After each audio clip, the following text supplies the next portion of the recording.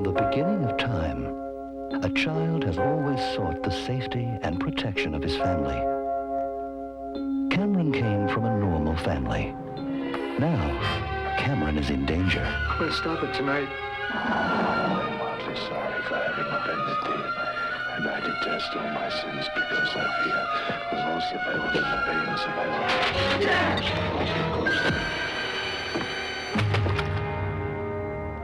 Once Cameron's life was secure and comfortable. But while he was in his room, at play, in his closet, Cameron unleashed not only beautiful dreams, but hideous and evil demons.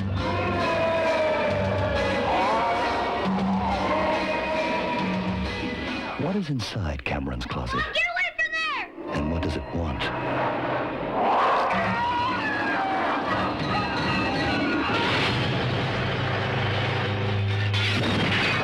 I wanted him gone. Where did it come from? You want to know what's in the closet, Sam?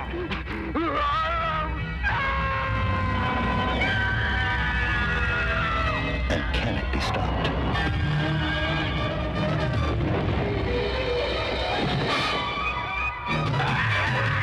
Kill him.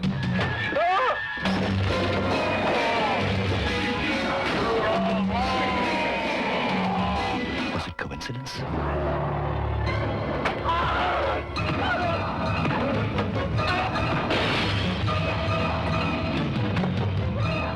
Was it an accident?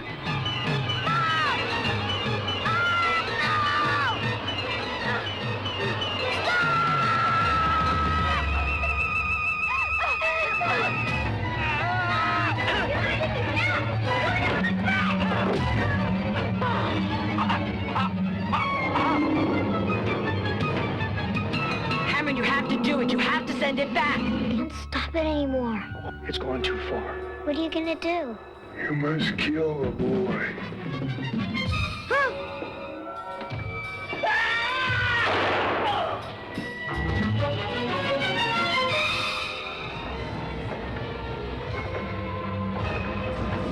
Get help!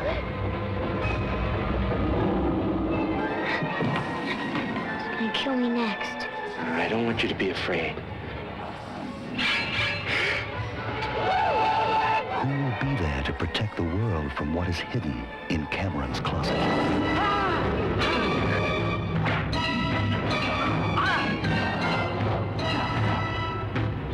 Leave him alone! Pray the door stays locked to Cameron's closet. You know what I can do to you.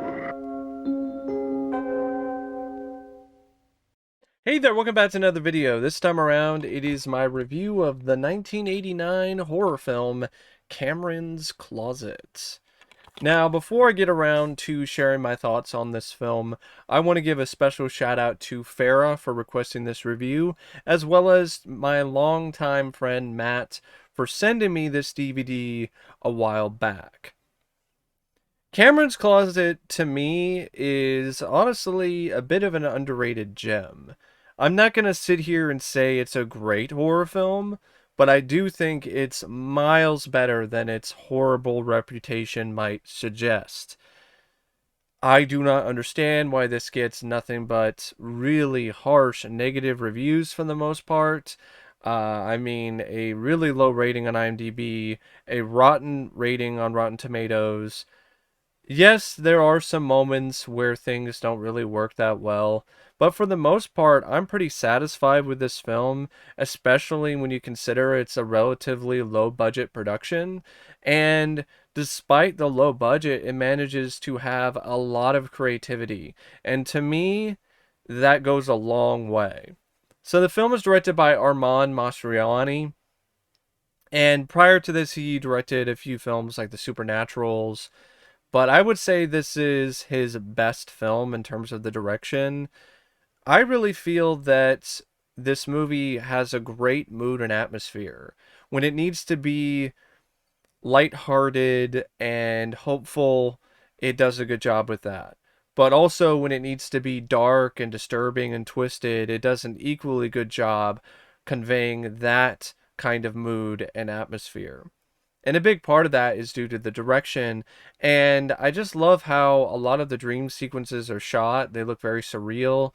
They are very dreamlike in terms of how they are structured. And overall, I think the direction is definitely a highlight. You could tell this is a guy who'd been working in the industry for a fair number of years. And as a result, he had quite a few tools that he had to work with. And I think he was genuinely passionate about this film, about this story, because what you see on the screen is a really solid job when it comes to the directing. There are a lot of sequences in this that are very complicated in terms of the visual and practical effects, and for the most part, I think Mastroianni's direction got the most out of it. I mean, there are some scenes where things look a little too chintzy, but that's to be expected when you are dealing with a low budget and you're trying to be as ambitious as this film was in terms of its set pieces.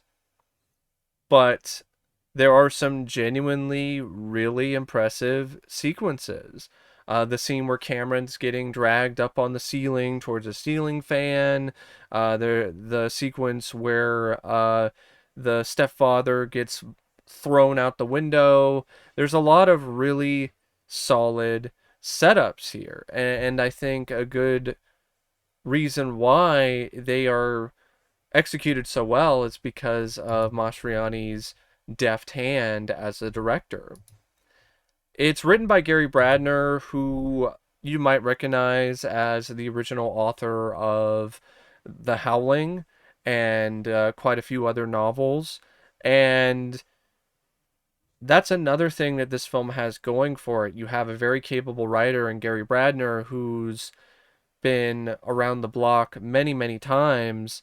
And as a result, you have a very complex script in terms of all the different themes, in terms of all the different subject matter, and he's able to pull it off quite well. I wouldn't say it's that complex when it comes to the themes, now that I think about it, but really where the script is complex is when it comes to the creativity that's on display in the dream world, and how that is incorporated into the film, as well as all of the various different gore and kill sequences.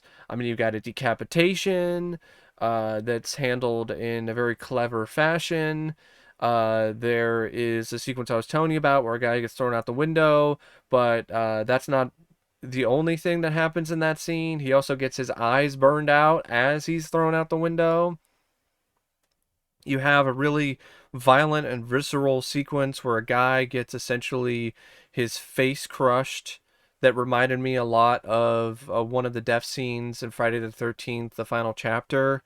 You also have another sequence where a guy gets so hot under the collar that he blisters and bleeds and bubbles up. And even the destruction of the film's nemesis, the film's villain, was handled pretty well, in my opinion. It was a nice, rousing explosion. And there was a couple other moments when it comes to the horror that really got me. The what happened to Taliaferro's partner, where he gets taken inside the closet by this monster, by this demon, and then he's like walking around as some kind of zombie, and then he like deteriorates to the point where he's nothing but like a skeleton, and it's just a really creepy sequence, and I think that was also quite well written, and I really like the characters. That's another thing that makes this film as good as it is. It's the strength of these characters. I sympathize for Cameron, how he was drawn into this experiment with his father, who wanted to tap into his potential abilities of telekinesis and psychokinesis. And then because he wound up playing with some artifact that his father had, he unleashed this demon.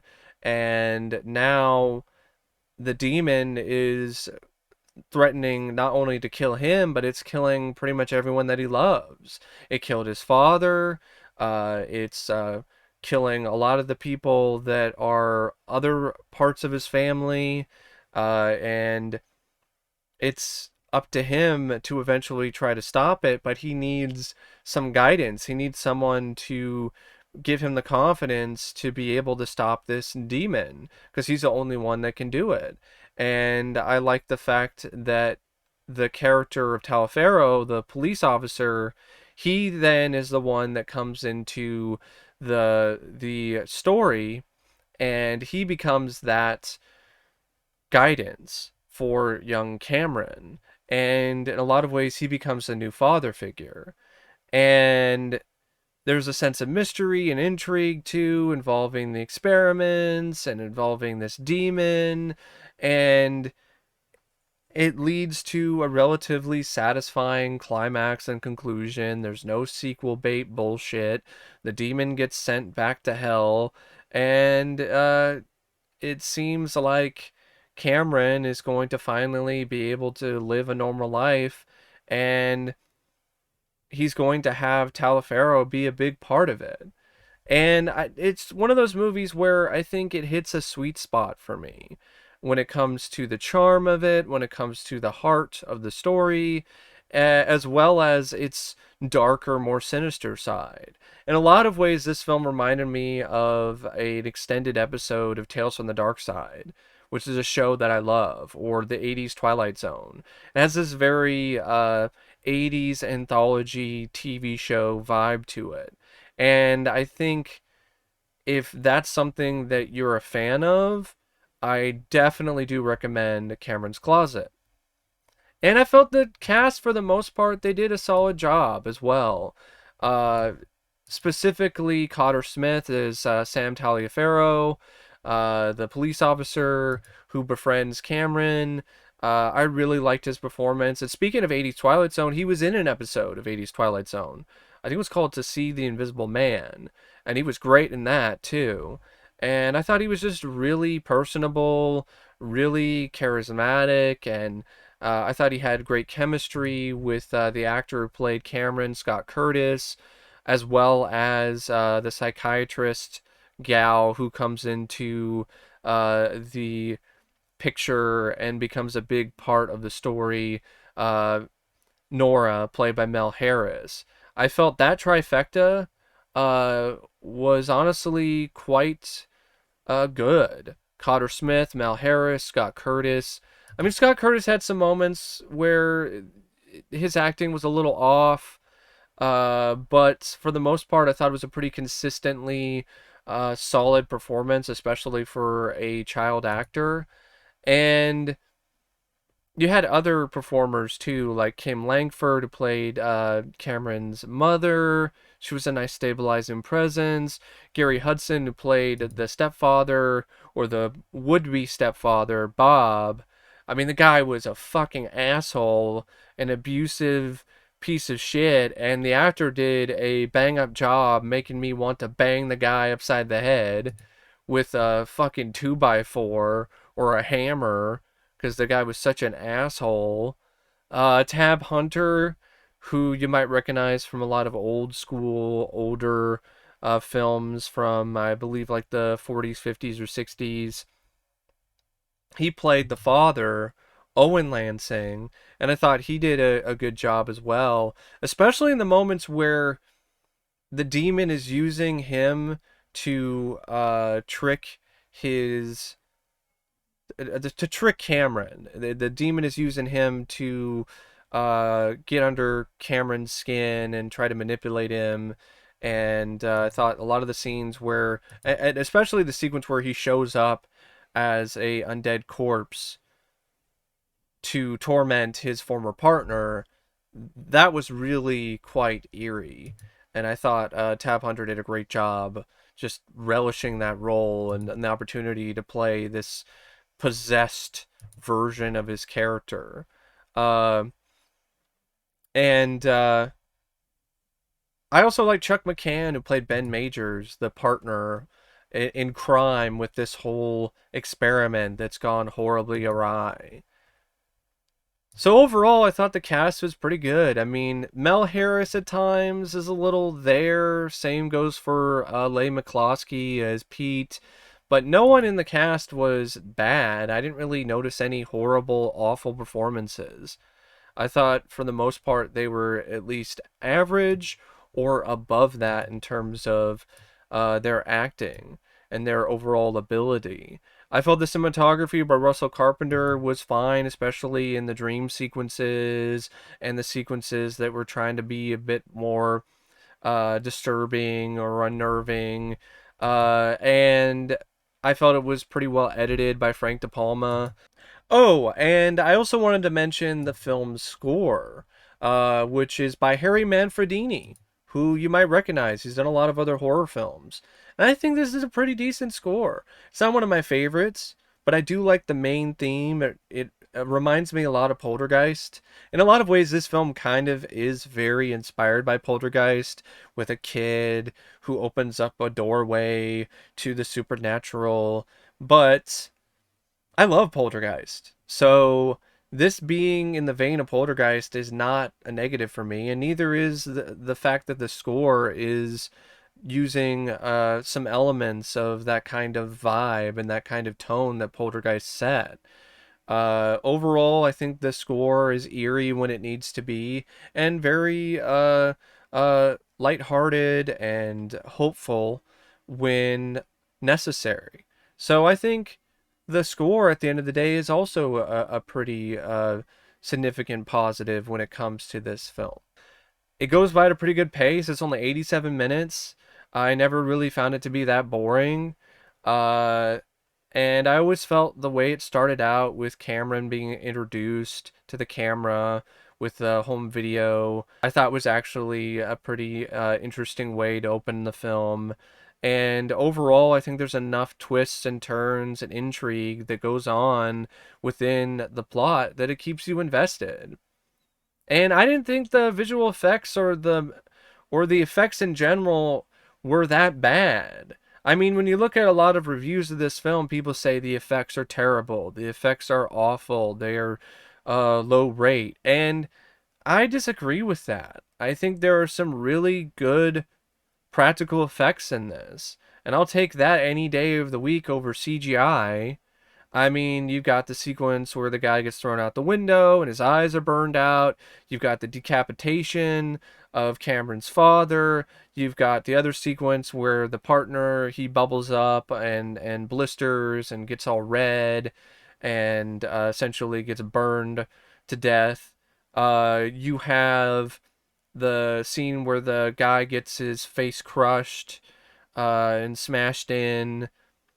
A lot of people point to this creature, the design by Carlo Rambaldi, as being one of the negatives. I like it. I don't mind the design of this demon. I think the demon is Xanthos or something along those lines. Yeah, it's an ancient figure of it's a Mayan demonic entity, and I like the design. I think the fact that the monster looks like the statue that Cameron was using as a toy, I actually think that was pretty cool. And there are some shots where it looks a little stiff, but I was expecting that. This is a very ambitious kind of thing that they're trying to do with a low budget film, and I was expecting there to be some rough edges. I was expecting there to be some moments where the monster looked a little cheap and didn't really look that authentic at times and looked a little bit too rubbery. I was expecting that. I appreciated the fact that Carlo Rambaldi still tried to give you a monster, and that's something that I think is a good thing. I don't think it's that bad of a addition to the movie. Plus, you have all these other really nice makeup effects. I mean, you got this stuff where Tab Hunter's all made up and he looks all creepy. Like, there's a scene where he smiles while he's in the closet, and it's just so fucking disturbing. So, the shot that I was talking about that is just absolute nightmare fuel is actually not of the character that Tab Hunter plays. It's of the character that's played by Gary Hudson, who has his eyes burned out, and it's just a really disturbing, unsettling series of imagery. Just this really just messed up, demented grin, and the eyes are burned out, and the teeth are all singed and like dark and black.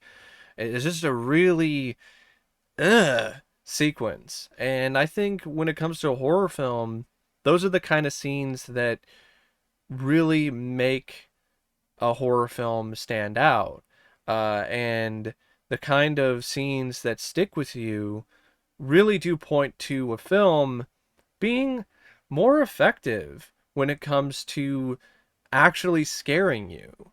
Because to me, real horror is the kind of horror that stays with you and creeps up on you in the middle of the night when you're not even thinking about it. That's real horror. Horror that just surprises you or startles you a few times. That's not really horror to me.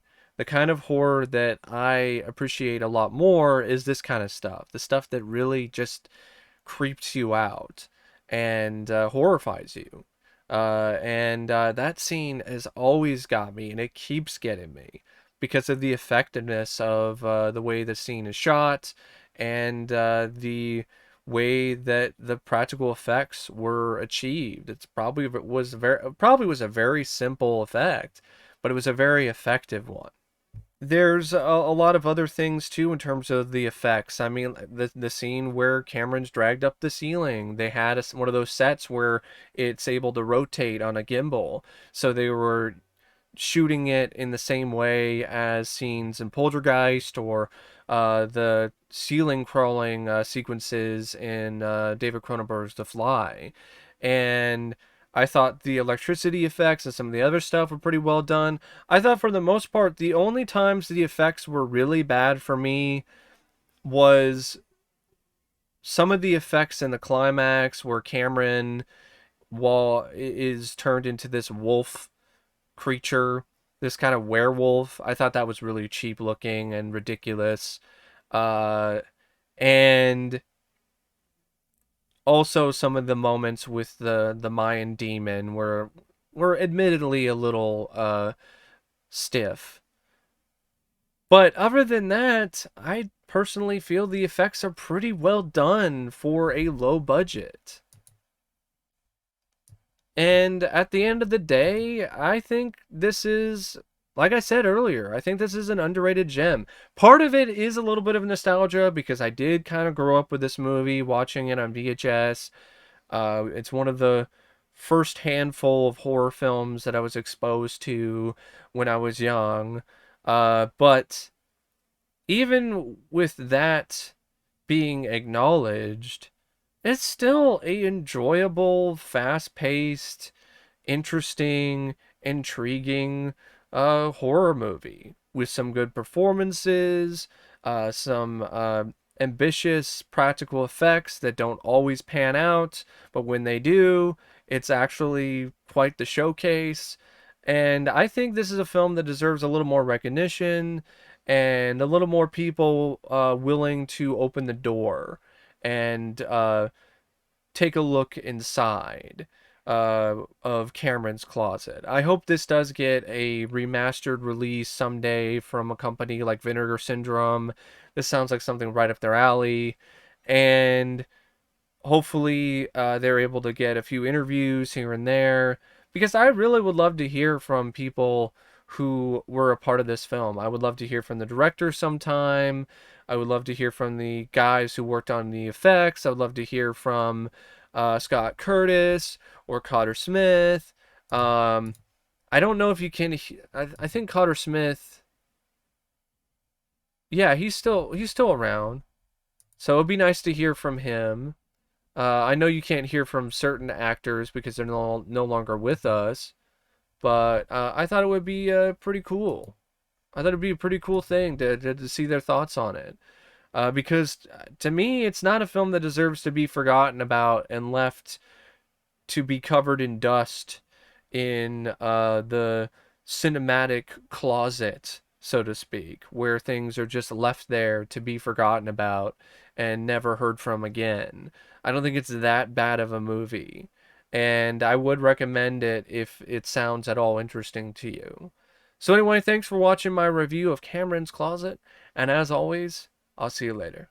See ya.